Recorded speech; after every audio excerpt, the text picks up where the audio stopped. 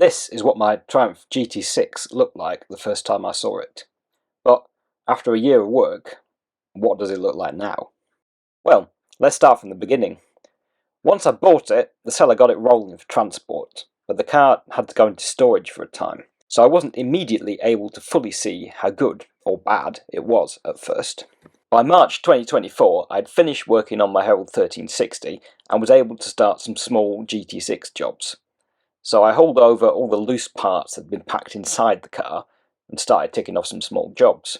Rebuilding and testing the distributor, the fuel pump, the carbs, and doing the first weld repairs to the passenger side footrest panel. Then the Herald got rear-ended, which is a whole other story. However, once I'd finished the repairs I could do for that car, and it was sent off for the full accident repair, I had the GT6 shaped spot available in the garage. Now, the last time this GT6 was on the road was in 1983. In the intervening time, it had ended up stripped down to the state you saw right at the start of this video. Some attempts at restoration work have been made over the last 40 or so years, but now it's time to finish the job, finally get this car back on the road where it belongs. This was the first time I'd managed to have a really good look at the car, and while there were some obvious places repair was needed, it didn't look all that bad. I would later discover some rather bodgy repairs had been done, surprising number given it had a running life of only 13 years. We'll get to that in a bit though. The worst looking parts were the windscreen frame, which was very rotten, and the bonnet, which had been part stripped in the past and has surface rusted quite badly in the intervening years. However, the benefit of this car was, despite initial appearances, that it still had so many original parts. That yellow paint though is still a mystery. I suspect it was resprayed yellow and then partly resprayed back to white. Obviously the first thing to do was take it all to bits. When I bought the car, the body was sat off the chassis, but most of the interior and fittings were still attached. As plenty of welding was going to be needed, all the easily damaged things needed to be out of the way. Pretty much everything was filthy anyway, and needed removing for cleaning at the very least. Then, with everything out of the way, it was time to correct some of the distortion that had occurred because the body had spent a number of years sat on a pile of things. Anything goes here. The floor pan's straightened out quite nicely though. The boot, not so much. And replacing that floor pan is on my current list of jobs. Since the last time this car ran was before I was born, and I don't have much history on it, once the floors were straight, I figured the most sensible thing to do was pull the body off again, check the chassis against the factory dimensions, and get it all bolted down again with proper spacers and everything. Then I could be sure that I had a known good starting point. Fortunately, everything checked out, and the full restoration journey could begin in earnest. Now it was a case of starting the search and destroy war on rot. For some reason, some previous owner had disassembled most of the right-hand side of the bonnet, so I had a loose inner wheel arch. As this could be worked on the bench, I thought it would be an easy thing to start on. Of course, it ended up a bit more complicated than I expected. So I was going to need the bonnet hinge tube to be sure that the wheel arch shape was right overall, but that was rotten and bent, and by the colour not from this car anyway. But I was able to do some smaller repairs to the wheel arch,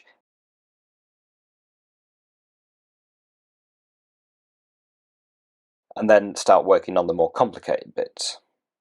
Having a Spitfire from the same year proved really handy as a reference here.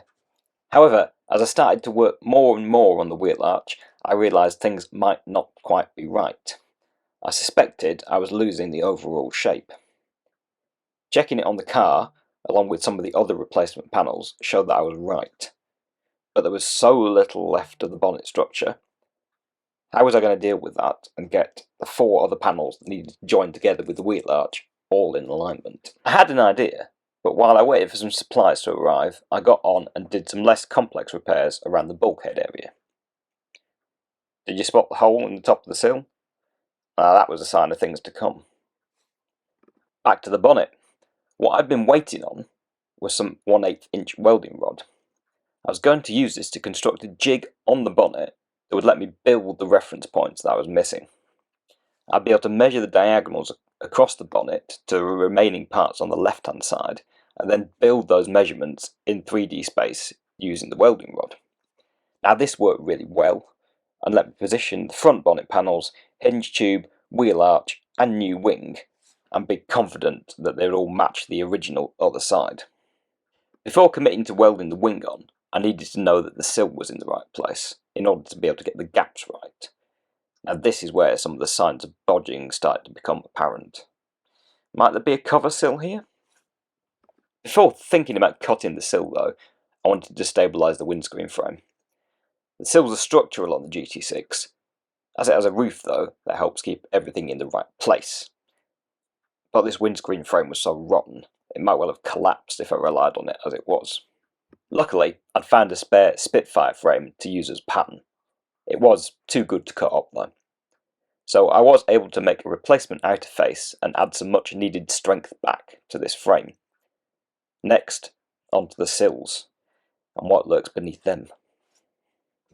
By this stage, I had seen enough to tell me that there had been some repairs that looked like a new sill welded on top of the remains of the old. As I was cutting, it felt like there was a lot more metal. It turned out worse than I expected. The old sill was still mostly there. It had been hammered in all along the length in order to allow the replacement to sit over the top. Then the bottom of the rear wing had been loaded with filler to compensate for the damage. Underneath all that though, actually, the inner structure was in pretty good condition. Well, except for the A-post. The A-post looked a bit dodgy from inside the footwell, but once the sill was off, I could see it had a huge plate on it, and on the other side of that was a huge chunk of filler. I'm not really sure why though.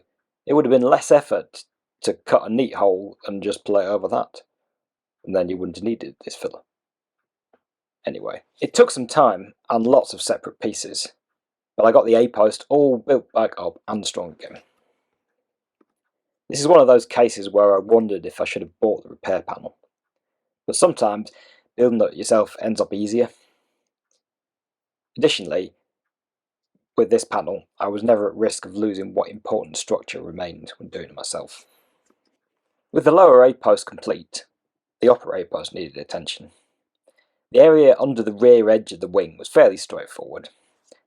Curved section leading into the engine bay / wheel arch area required a few more bits, but it got done. And in the end, the sill was fitting well over the repairs, which is the most important thing. Before I could fit the sill though, there were a few other things to be done. One of those things was the outer rear wing. Despite the thick layer of filler, the metal was mostly sound. It only needed a small repair, which I built from the scrap bits of sill, so they already had the right curve. I cut the panel quite high though, in order to get better access to the inner B-post, another thing that needed repair. However, not actually as much as you might think. Before cutting into the B-post though, I finished off the repairs to the sill strengthener, or you could call it a middle sill, as I've been deliberately working along the car in small sections, in order to keep as much structure in place as possible at all times. And while I was waiting for primer to dry on the sill repairs, there was a section of inner wheel arch to replace. This had been mangled by the weight of the body sitting on it for years, and it was starting to rot anyway too. What's next then? Well, the door. I'd not forgotten about the B-post repairs, but I decided that getting the outer panels right at this point would be the best way forward.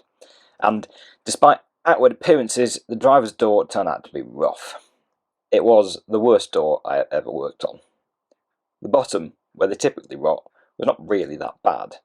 The top sections, though, were knackered.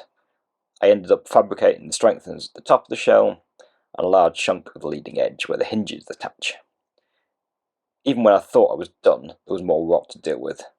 Some of the trim clip holes had suffered too, so it got a well-deserved name once the skin was on. After that door, I was pretty fed up with rust repair, so I wanted a bit of a break. Now I quite enjoy building gearboxes, so I started stripping the spare I'd bought recently. And was it going to be as simple as a strip, clean and refresh? Of course not. This was the start of a parts hunt saga involving 7 different boxes and trips all over the country. Now, back to that B-post, because after that, the sill could be fitted. Now, I wanted to retain the hole that's intended for wiring. It's not required for the stock loom, but it still might come in handy for rear speakers or similar. However, it's got a chamfered edge, and I don't have the specialist tools to make that.